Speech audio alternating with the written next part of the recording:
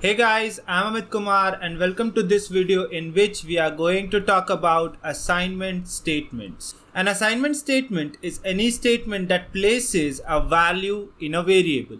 An assignment statement can be used to assign value of an expression or result of a SOQL query. Assignment done with SObjects variables is done by reference.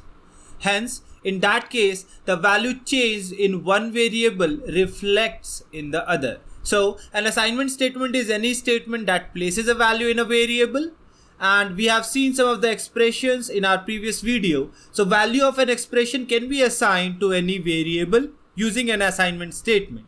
Along with that, we can also assign result of a SOQL query to any variable. Now, in that case, the variable will be an SObjects variable, and assignment done with SObject variable is done by reference. Hence, whenever any SObject variable will be assigned to any other variable, the value changed in one of the variable is going to reflect the other. So it's pretty much of talk, and now it's time to see the things practically. So guys, here we are in our developer console, and let's create a program in which we will see the use of assignment statement. So guys, as you can see in this program, I have created an integer variable 1 in which I have assigned value of num1. Now num1 is a variable or a parameter of this show function. So whensoever I will call this show function, I can pass an integer value within the parenthesis. Now that integer value will be assigned to variable 1, and that variable 1 will be assigned to variable 2. So here we have used two assignment statements. Now why I have done that, you will understand it. So what I have done is I have printed the value of variable 1 and variable 2, and then I have changed the value of variable 2 to 100. Then after, I printed the value of variable 1 and variable 2 one more time.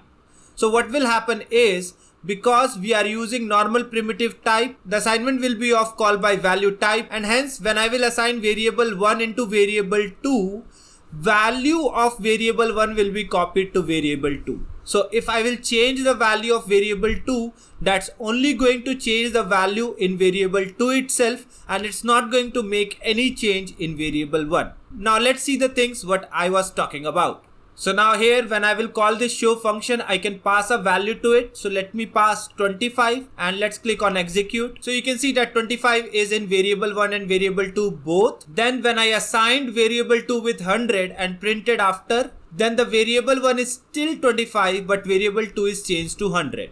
So this is a normal assignment statement program where we have seen call by value example. Now let's create one more program for this. So guys, here I have created one account object. So you can see one account object variable is there, account 1. Another account object variable is there, account 2. Interestingly, in the name field of account 1, I have assigned ABC Corporation. And then I have assigned account 1 in account 2. Printed the value of both account 1 and account 2 with this before.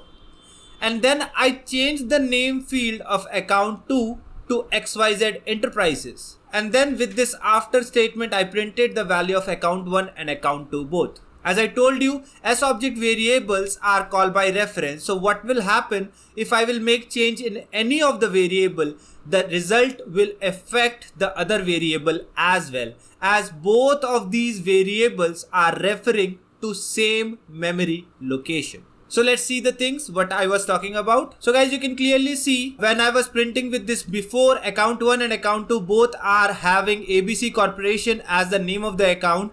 But when I change the value, when I change the name of account 2 and printed it with this after, both account 1 and account 2 have been changed. So with SObject variable, if you are going to make change in any of the variable, that's going to reflect the change into the other one, because here when we are assigning one SObject to another, the value is not copied. Instead of that, the reference of the variable is copied, and then after, both the variables are pointing to same memory location. So if any one of them is going to make change, that's going to make change to the same memory location to which the previous one was accessing.